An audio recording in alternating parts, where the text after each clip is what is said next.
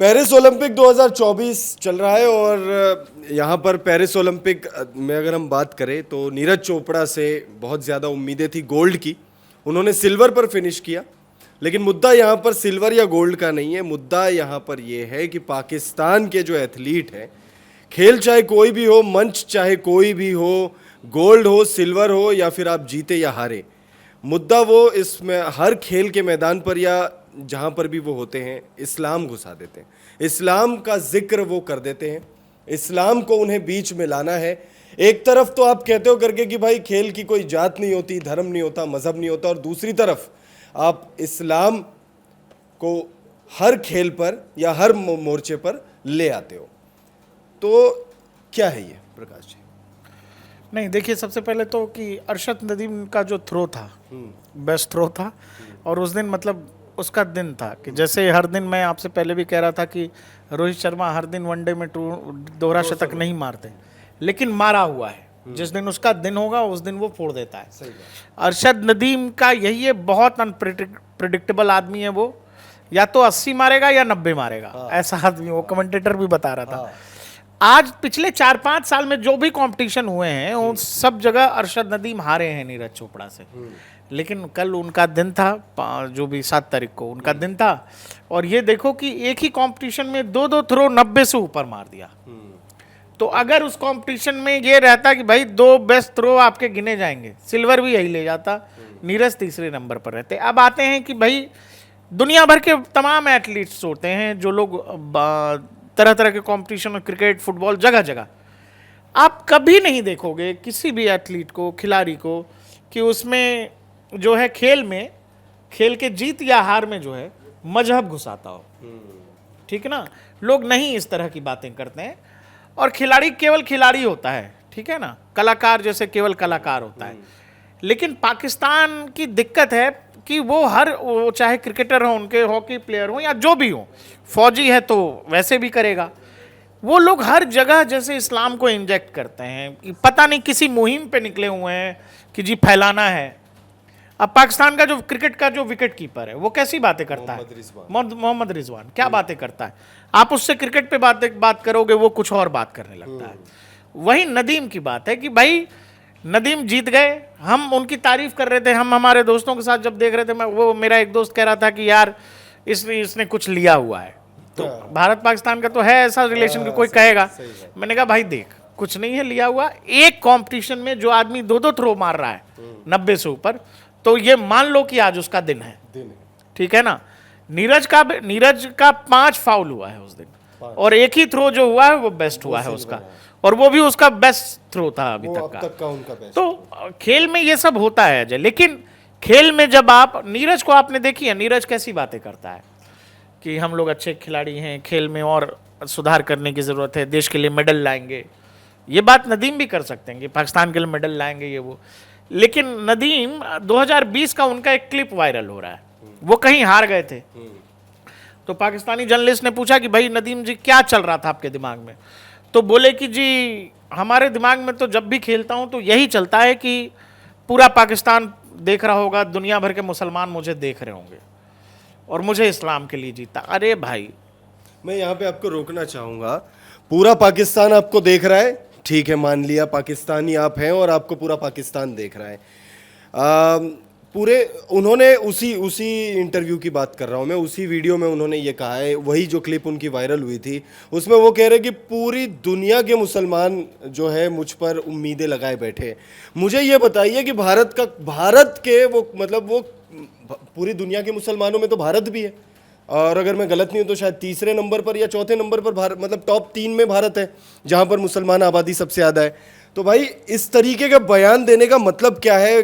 क्या कोई प्रोपोगेंडा वो चला रहे हैं पाकिस्तान में? सिर्फ अरशद नदीम की बात नहीं कर रहा हूँ मैं यहाँ पे, और भी जो तमाम प्लेयर्स हैं, जैसे पाकिस्तान के क्रिकेटर जो है तिलक रत्ने दिलशान को कह रहे थे करके कि भाई इस्लाम कबूल कर लोगे तो आप खुश रहोगे। तो क्या है, मतलब ये मैं समझना चाह रहा हूँ आपसे, और मुझे लगता है दर्शकों को भी आप समझाएं कि आप अपने देश की बात करिए, आप आसपास जो मतलब आपके जो आसपास जहाँ जहाँ पर भी आपके मुल्क के लोग हैं, जैसे यूएस में भी हैं उन पाकिस्तानी, यूके में भी पाकिस्तानीज हैं, आप वहाँ वहाँ की बात करिए, लेकिन आप पूरी दुनिया को घुसा देते हो, स्पेशली भारत को घुसा देते हो।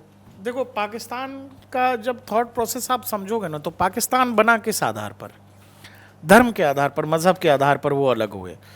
उन लोगों का थॉट प्रोसेस वैसा ही है, वो वहाँ से ऊपर उठे ही नहीं है।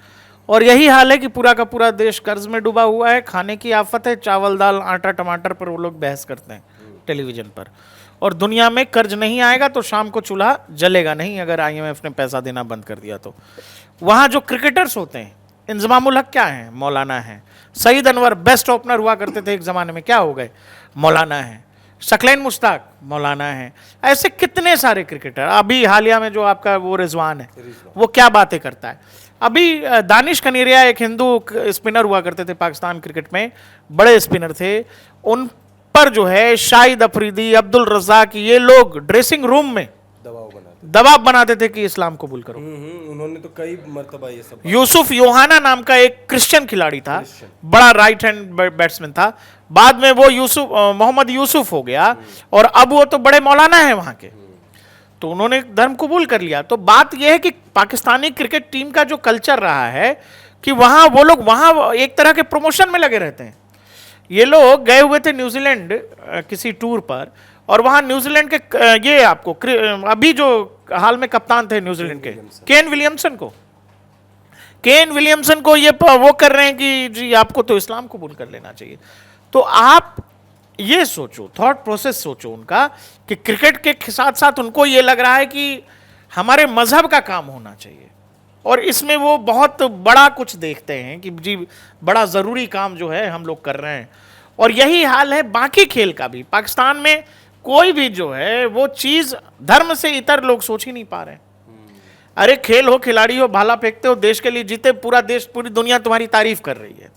लेकिन जैसे ही कोई खिलाड़ी ऐसे घूमता है कि जी हमने इसके लिए जीत लिया और दुनिया भर के मुसलमान मुझे देख रहे हैं, तो आपको ये समझना पड़ता है कि हर काम के पीछे थॉट प्रोसेस क्या है, उद्देश्य क्या है।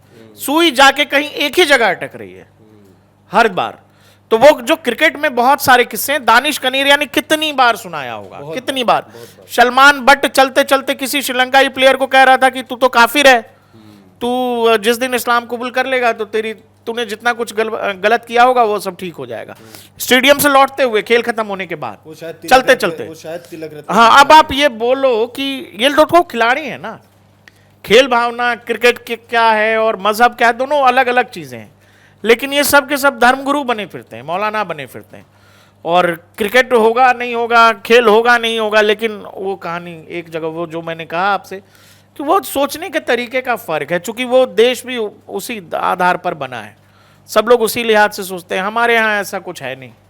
हमारे खिलाड़ी खेले हारे तो हार पर बात करेंगे, जीते तो जीत पर बात करेंगे। हमने तो नहीं देखा किसी भारतीय क्रिकेटर को कुछ ऐसी बात करे, और अगर वो कर देगा तो इतनी उलाहना होगी उसकी। जो क्रिकेटर पहले लोग छुप के जाया करते थे मंदिर, अब जो क्रिकेटर खुलेआम मंदिर चले जा रहे हैं, तो उसकी भी आलोचना हो रही है। इंडिया में देख रहे हो, स्क्रूटनी होती है कि अरे मंदिर चले गए, ये ऐसे हो रहे हैं। तो समझ रहे हो, विराट कोहली अगर खुले में ये कह रहे हैं कि क्या मैं पूजा पाठ टाइप हूं, तो वो इसीलिए कह रहे हैं कि उनको पता है कि लोग आलोचना करते हैं। बाद में जाते हैं वो ठीक है, लेकिन वही है ना, आपकी निजी श्रद्धा निजी है ना, उसको इस तरह से फ्लॉन्ट करने की कोई जरूरत नहीं। देखिए, नीरज चोपड़ा जब ये जैवलिन थ्रो का, देखो दो माओं का बयान, वही बोलने जा रहा था। दोनों माओं का क्या बयान आया, लेकिन जो लड़का है जिसकी माँ बयान दे रही है उसका क्या थॉट प्रोसेस है, तो यही चीजें बदल जाती हैं। मैं यही चीज़ पर मैं कह रहा था कि जैसे जैवलिन का जो इवेंट हुआ, उस इवेंट के बाद नीरज की माता जी कहती है करके कि भाई जो लड़का गोल्ड जीता वो भी मेरा ही लड़का है, मुझे बहुत खुशी हुई है। उस पर अरशद नदीम की माँ ने भी यही कहा करके कि भाई वो दोनों भाई जैसे हैं, दोनों मेरे ही बेटे हैं। इस पर पाकिस्तान के पूर्व क्रिकेटर शोएब अख्तर ने भी ट्वीट किया था, और बहुत ज़्यादा उनका ट्वीट जो है वो वायरल भी हुआ था। वो यही कह रहे थे करके कि ऐसा बयान जो है एक माँ ही दे सकती है। तो खेल को, अब देखो एक बेसिक चीज बताता हूं, कोई भी अच्छी चीज जो कही जाती है, या जो तुम सुनते या देखते हो, तो वो तो चूंकि सुन रहे हो तो अच्छा लगेगा ही। कोई भी अच्छी चीज, बढ़िया चीज कोई कहता है तो सुनने में अच्छा लगता है।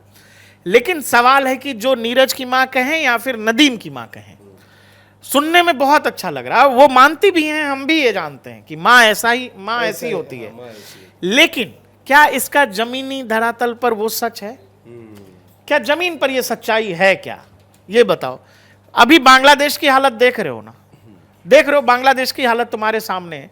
तो क्या है ना कि सच अलग होता है भाई, कि वो कहानी अलग होती है। माता जी मान रही हैं, ठीक है, बहुत अच्छा, सुनने में बड़ा अच्छा लग रहा है।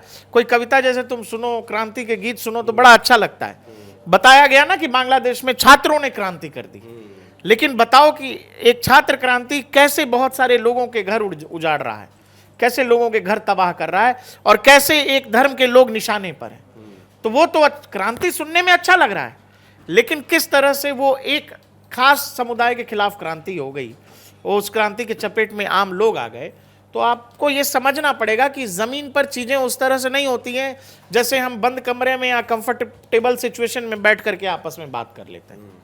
तो इस पूरे मुद्दे पर आप क्या राय रखते हैं, आपकी सोच क्या है और आप क्या कहना चाहेंगे? इस पूरे मुद्दे पर अपनी राय कमेंट करके हमें ज़रूर बताइएगा, और इस वीडियो को देखने के लिए आपका बहुत बहुत शुक्रिया।